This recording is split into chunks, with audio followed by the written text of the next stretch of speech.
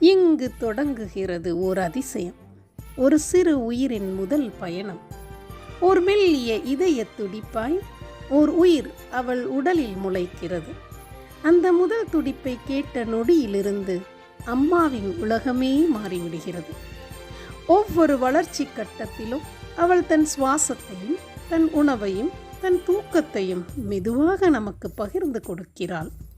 தன் சுக துக்கங்களை நமக்காக விட்டு கொடுக்கிறாள்.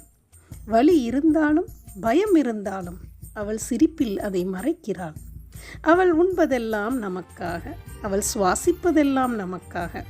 9 மாதங்கள் நாம் வெளி உலகை பார்க்கும் முன்பே அம்மா நமக்கு ஒரு உலகம் கட்டி வைத்து விடுகிறாள்.